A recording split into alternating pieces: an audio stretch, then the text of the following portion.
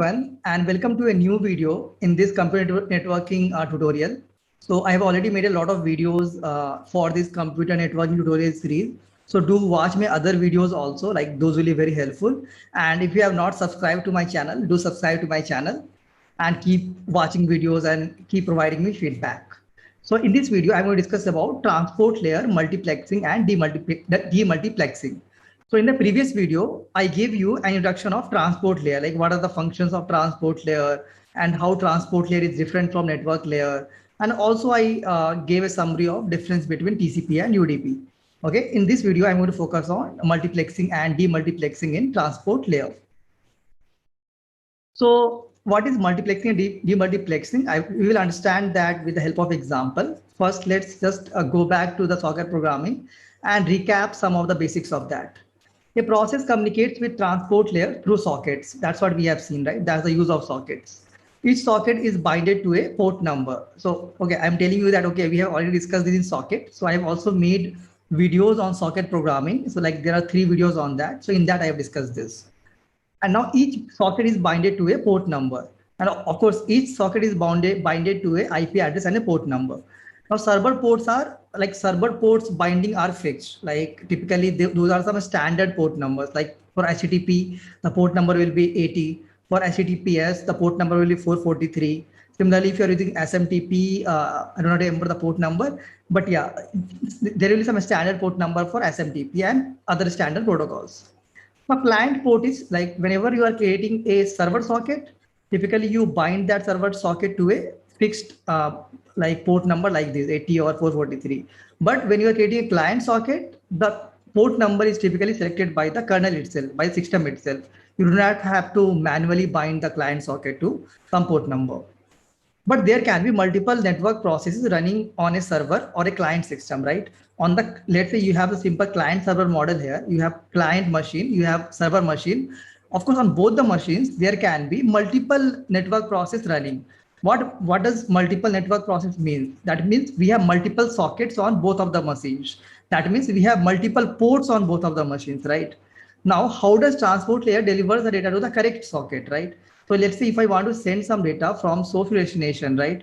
Now on the source side, of course, I mean, we have to use the sockets basically here, but how does that happen, right? How the transport layer is able to deliver the data to the correct process on the destination? That's what we will see in this video through the help of multiplexing and demultiplexing. So let's understand what is there in a transport layer segment. So I told you, right, transport layer helps in delivering the data to the correct process, right? So with the help of the data which are there in this segment, right, we have the segments in transport layer, right? And in that there will be, of course, data will be there. So basically a segment will be like, in that there will be headers, right? Headers will be there. This is transport layer headers will be there. Plus the application layer data will also be there in that segment. This is a part of transport layer, right? And of course, if you see the 2 important ones, like in this headers are, in this transport layer header is source port and destination port, right? Of course, there are other header fields also we'll discuss later, but 2 of the important ones are source and destination port. With the help of source and destination port, the transport layer is able to deliver the data to correct process on destination. So let's understand that, like how the transport layer is able to deliver the data to the correct process. So let's say this is our server here. Okay, let's say this is our server. Okay, and there are 2 clients here. Let's say this is the client 2 and this is the client 1. Okay, and let's say on the server we have 2 processes like P1 and P2. Okay, let's say this is running on port number 80. Let's say we'll just tell it port number 80, and this is running on port number 443. We will say, okay. Like this basically, I mean, this process means this socket is binded to port number 443 and this socket is binded to port number 80, right? Let's assume this. Now let's say this P4, right? P4 makes a request, like it wants to deliver some data, some message, like there is some HTTP, basically the protocol HTTPS here, right? 443 used for HTTPS. So let's say it wants to send some data to port 443, right? This process on this server. Also, let's assume that the IP address of server is S_IP, okay? C1 is like C1_IP address of client 1, and that of client 2 is C2_IP, the IP address of this, okay? Now, if this process wants to send the data, right, this C2 client process, application process, if you want to send to data to this port on 443 or process P2 on this, what it will do is it will of course send this, that whatever data it wants to send. Let's call that D2 here, right? D2. D2 is the data that this application process wants to send to this P2 process, right? That means P4. So we can also make this simple. So basically, see, this is the process P4. So P4, okay, which is basically process P4, which is running on client 2, wants to send data D2 to process P2, which is running on server, okay. This is the first case, okay. Now, of course, we know that it wants P2 is on port number 443 and P4 we can, so on the client side, basically, I told you, right, the port can be selected by the system itself, right? So whenever you create the socket, the client socket is created at that time, the kernel will select some port, any port, right? So let's call the this port as, let's call this as, maybe it is a client 2 port. I'll just name it something like this, okay, for making it easy, okay. Now, what will happen is, of course, what will happen is, as I told you before, right? If you go to this slide, I told you the two important fields in the transport layer segment is source and destination port, and of course, application data is also there. So basically, what will happen here? Kernel will create a segment, okay? Kernel will create a segment. Of course, in that D2 will be here, and here you will have a C2 port number. And here you will have port number 443, that is destination port number, right? Both the port number will be here, source port number and destination port number, okay? Now this segment will be passed to the network layer. Now again, network layer will add like IP address of client and IP address of server, then it will pass to data link, then to physical, and finally it will go through this, and finally it will go through this. Like again, decapsulation will happen here and it will reach transport layer now, let's say, right? Now this same segment has reached the transport layer. Now, how will transport layer now deliver this data D2 to P2? Because you have two processes running on this system, P1 and P2, like there are two sockets here, P1 and P2. So to which socket this transport layer should deliver this data? For that, it will take help of this, whatever port we have given, right? So we have mentioned here, right? This data D2 needs to be sent to port number 443. So the transport layer here on the server side will see that this data, that whatever segment is there, that whatever data is there in that segment, that needs to be passed to the socket that is there on port number 443. So it will deliver that D2, whatever data is there, to this socket, and this socket will, of course, this socket is associated with port number P2. Then this socket will basically pass the data D2 to the this P2 process. So you see, from one process to another process with the help of transport layer, and of course the other layers also, we are able to transfer the data. But you see, the important thing here to note is that how transport layer thinks about this, like how, since there are multiple sockets on this, right? There are multiple sockets on the server. So how does transport layer decide, okay, to which socket or which process to send the data, incoming data? So for that, it will always take care of, it will take help of these port numbers. Like for example, here, it will take help of this destination port number to deliver the data. And now similar thing can happen for client 1 also. I'm not going to show everything, but similar thing can happen, right? So let's say this wants to send data D1, okay? Let's say data is D1 here. D1 data wants to be sent to this process P1 here on port number 80, okay? So, I mean, you can also draw the same diagram here. The same thing will happen, right? So basically a segment will be created here. Here again, segment will be created. Data will be D1 here. And of course, source port will be client 1 port. Destination port in this case will be 80, and basically here, this segment will be then passed to network, and network will create its own headers, and it will create a datagram. There will pass data link layer, frame will be created. It will travel through the physical routers, and it will finally reach here. And finally, again, decapsulation will happen, and finally this segment will reach transport layer. And again, transport layer will do the same logic, that, okay, it will see that this segment, the destination port number is 80, then it will take this data D1 and it will give it to the process P1 here, or whatever socket is associated with P1. So that's how the transport layer thinks and delivers this message correctly from one process to the another process. And this is actually this is the demultiplexing and and the multiplexing. See this, see the definition here. I've already given the example. So let's go to the definition. So what is demultiplexing? So the job of delivering the data in transport layer to the correct socket is called demultiplexing. This happens at destination host. So destination, this is very important. Demultiplexing will always happen at the destination host, not at the source host. Because if you see, so what is definition of demultiplexing? The job of delivering the data in the transport layer to the correct socket. So you are delivering the data to a correct socket. That's what we are doing here, right? So this client and this client has sent some data to this server. I mean, server and some process on this server. So here the transport layer is doing the job of identifying, okay, like to which process, like there are two network process on this, to which process I should send the incoming data, right? So depending on the destination port number, it is deciding that, right? So that is basically demultiplexing.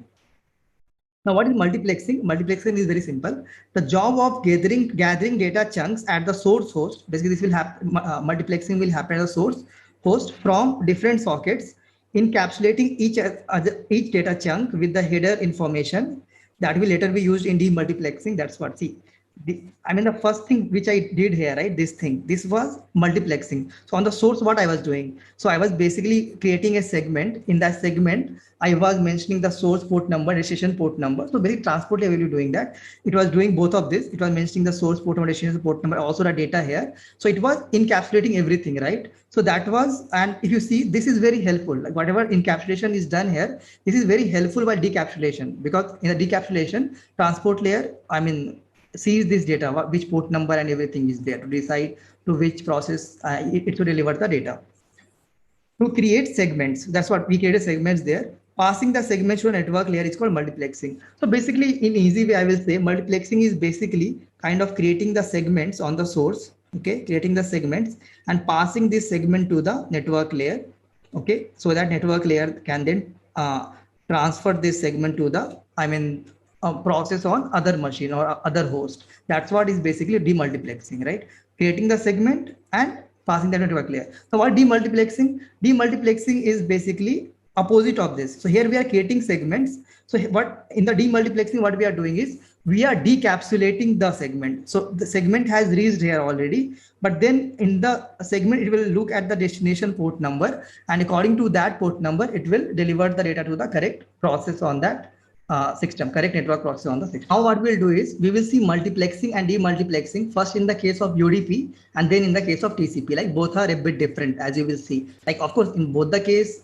I mean, port numbers are used and if we have segments, these all are common things, but there are some differences also that we will note here. So multiplexing is same on both the sides. So even if you use UDP or you use TCP, multiplexing will be same on both the side. Transport layer will basically create the segment, pass that segment to the network layer for, I mean, delivering that to the destination.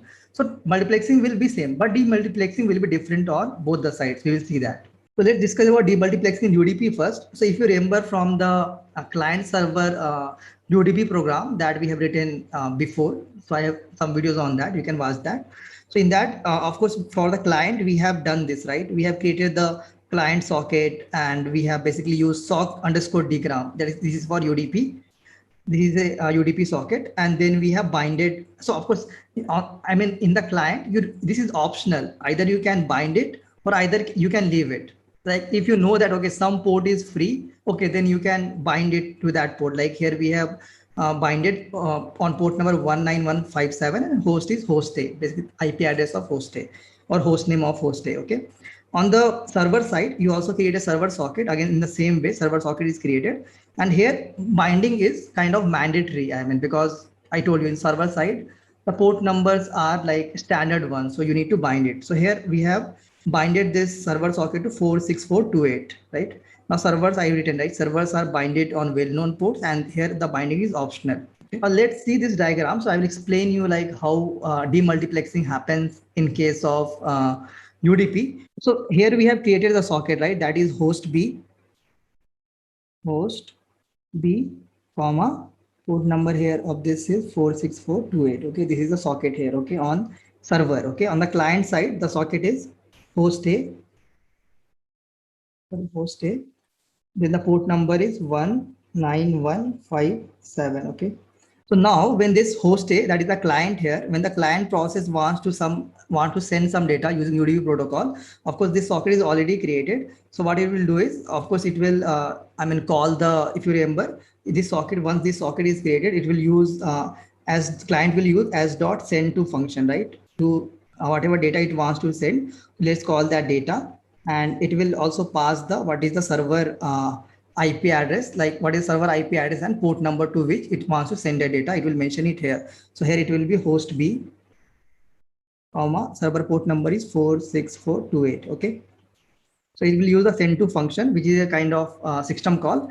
And then basically kernel will, what kernel will do? It will basically create the segment here. That segment is shown here, right? You can see the segment here. Source port is 19157. Destination port is 46428. And of course, data will be here. It is not written here, but data will be here and some other headers will be here. So this segment will be created and that will be passed to, network layer and others. And they will basically encapsulate this, and through the through the internet or through the routers, it will pass through and finally reach the transport layer of server B. It will pass to data link layer, network layer, and finally reach the transport layer here. And transport layer will then see that, okay, in this segment, the port number is registration port is 46428. So it will pass this data, basically whatever is there, it will pass the data to this process, right? Whichever is running here on port number 46428 in the case of UDP, right? So in the case of UDP, you can uniquely identify a UDP socket with the help of destination IP address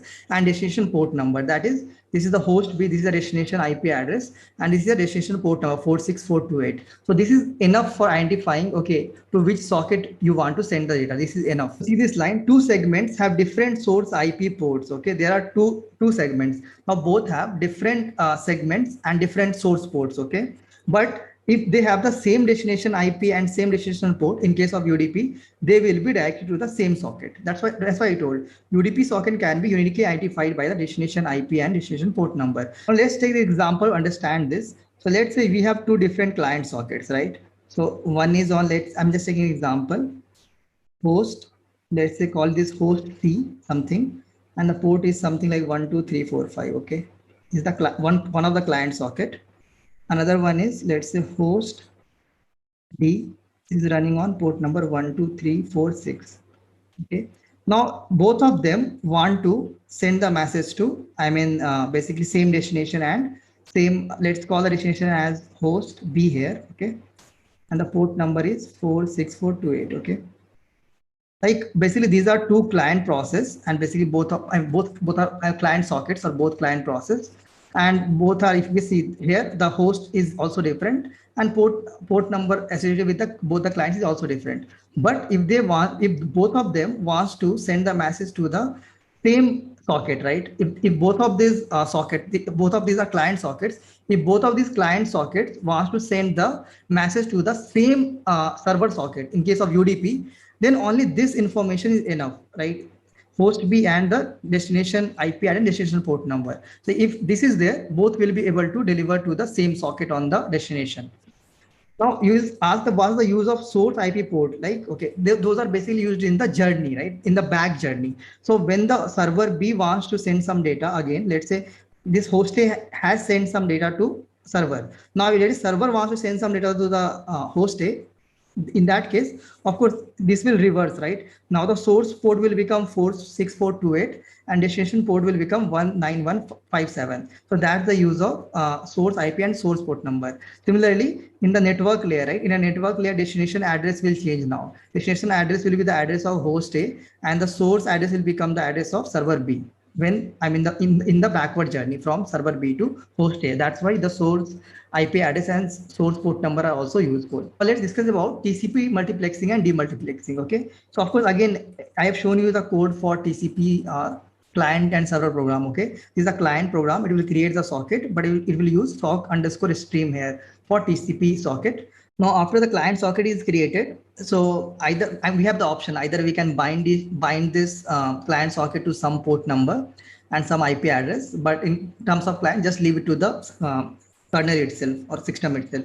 After that, we need to do, this is very important, right? So we need to, in TCP, we first need to connect the client socket to server socket. So the client first needs to send a connection request to the server first. In case of UDP, this is not there because UDP is connectionless. So if you see, it is sending a request to the some server name and then port number 80 of that. Okay. In server, if you see, server will also, of course, in server also you will create the server socket. I mean, that is server socket equal to socket AF underscore INET and sock underscore stream. After that, of course, you will bind that. I have not written those lines here, but it's quite similar to here, the lines which are here. Same will be happen, but just instead of sock underscore dgram, it will be sock underscore stream. But this is a line that is different from UDP. In TCP, this will also, I mean, keep waiting for connections from the client, right? So when the client will do this connect call, then some connection will establish here. So this is waiting for accepting connections from the client. So this is a bit different here. So that's why I've written first establish the connection. So once the connection is established, after that only the transfer of message can happen between both of them. So in UDP case, it can happen directly. No need to establish a connection, but in TCP, it needs to be done. Now assume that we have a HTTP server which supports multiple clients at once. So let's say we have created one. So we have a HTTP web server, so which can support multiple clients at once. So that what that means is that so multiple clients can communicate with this server at the same time. So for each client, a separate connection would be created, because what will happen? I told you. So whenever a client wants to talk to the server, first it will establish a connection, right? So if you have 10 clients that wants to talk to the server, all 10 of these clients first they will establish a connection using this connect system call. Using this connect system call, all of these 10 clients will establish a connection with the server. So since the server has to handle 10 clients, for each of these clients, it will create a new socket on the server. Each socket will be uniquely identified by source IP, destination IP, source port, and destination port. So we saw that in the case of UDP, destination IP and destination port were enough to uniquely identify a socket, like on the server side. But that's not enough here in case of TCP.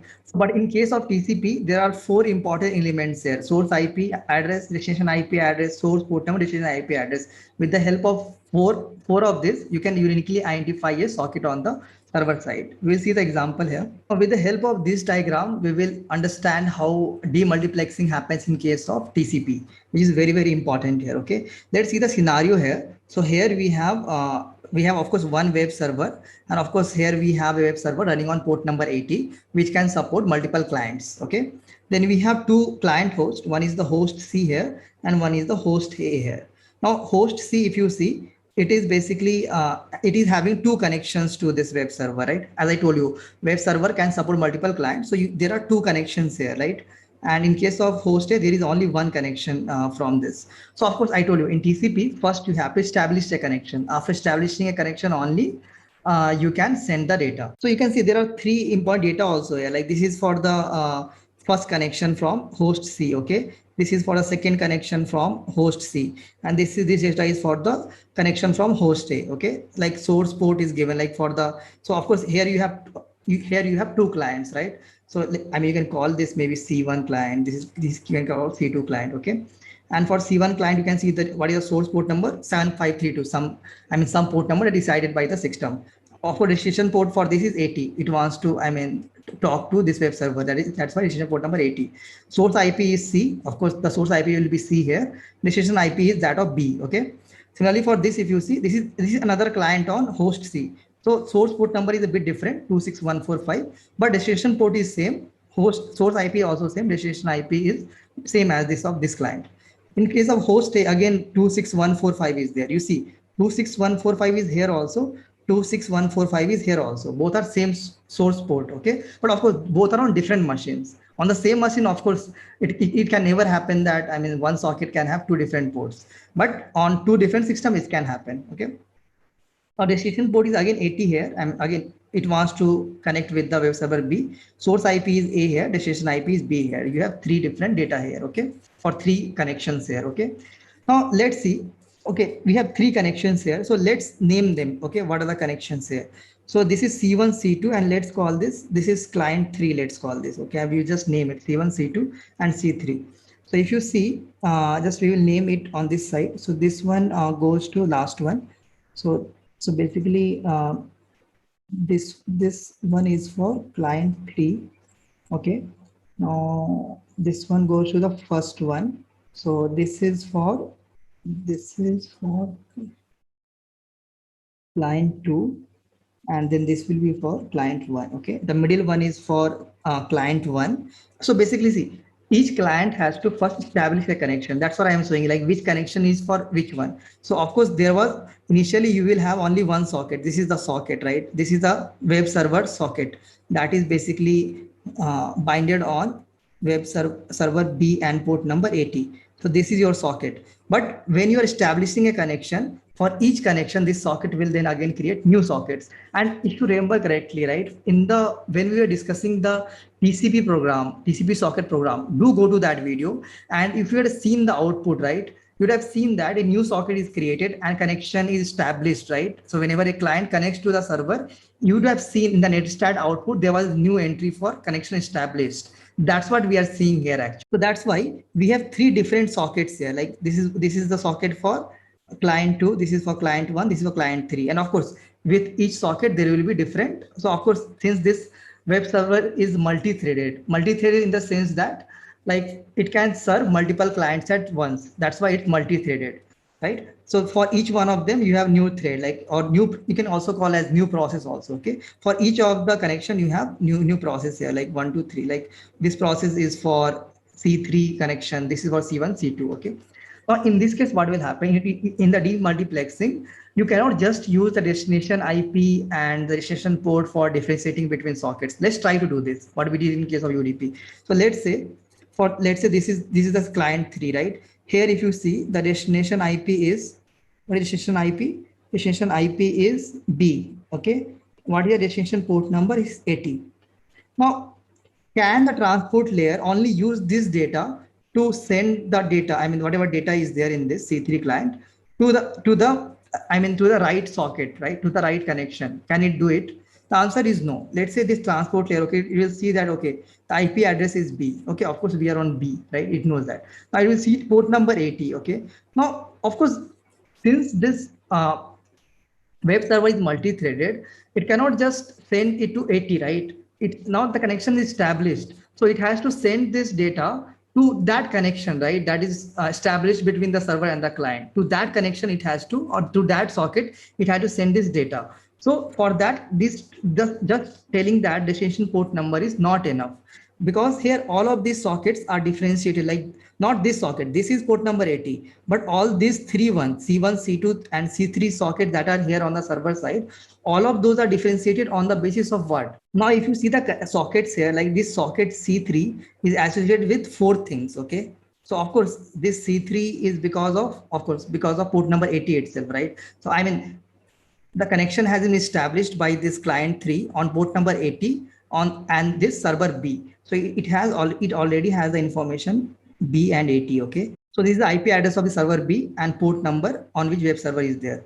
Now, if you and in the C3 connection which is there, 2 more data will be there. What is the source IP address?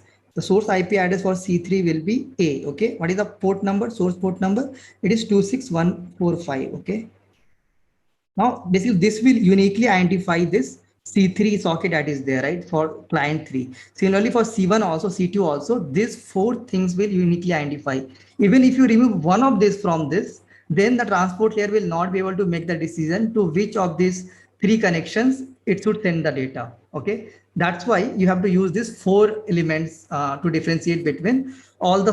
When this transport layer is demultiplexing, it has to use all of these four attributes to differentiate each of these 3 sockets that are formed, right? All these 3 sockets were formed because in TCP the connection has to be established first, and whenever a connection is established, a client socket will be also formed on the server, like, because these sockets will help in the communication between client and server. That's why this is necessary. Now, whenever this one, right, this C1 client, whenever it wants to send some data to server B, port number 80, it will always deal with this socket and this process, right? This the middle one. It will always deal with this one. And similarly, C3 will always, this C3 client will always deal with this socket that is created, this connection that is created on the server side. It will always deal with this. Okay, and that's how demultiplexing happens in So that's why I've written here. This is very important. Each socket will be uniquely identified. That means each destination socket, because demultiplexing happens on destination side, right? Each destination socket will be uniquely identified by source IP, destination IP, source port, and destination IP in case of TCP. In case of UDP, it can be uniquely identified by just the destination IP and destination port number. Now, I'm just telling you one thing. If you do not include, let's say, if I am just using, let's say, B80 and the port number, okay, of course this is the server IP address of this and port number is 80, and instead of these 4 elements I am just using B80 and source port number. I am neglecting the what is the source destination address. In this case also it will go wrong, because if, sorry, source port number, this is not source IP, this should be source port number. If I am just using the combination of these 3, again there will be issues. If we have this combination of if you are trying to uniquely identify the socket using these 3 combination, what will happen? Of course, like from client 2 also same request will go, from client 3 also same request will go, because we are using same, and on for client 3 and client 2 the source port number is same. So what the server side, what will happen? Of course, let's say one of them will go first. Okay, for one of them, let's say the connection will be established. Okay, but when the second one goes with the same information, the server will see that, okay, I have already created a socket for this source port number, as if this source port number, then it will decline the second one. So you can uniquely identify the socket using only these 3 combination. Similarly, you can try instead of source port, you can just try source IP. In this case also you will see issues. You can try to take some examples and see this. And I know this will be a bit confusing for you, but if you take some time and try to understand, right, since if you remember, the main thing of TCP is that for each client a separate connection is established. And how is this separate connection established on the server side? You have a new socket on the server side for each of the connection of the client. So for 3 clients, I have 3 different sockets here, if you see, right? 1, 2, 3 sockets. Now, how to differentiate between these 3 sockets? For differentiating between these 3 connections or these 3 sockets, you have to take help of all of these 4. Even if you leave any one of them from this, you will, get to the wrong path, here. So that's all for this video. And now in the next video, I will cover UDP protocol. And after that, I will cover the TCP protocol, like 2 or 3 more videos on transport layer, and it will be done. And if you have any doubts on like multiplexing and demultiplexing, do ask that me in comment section. Thank you.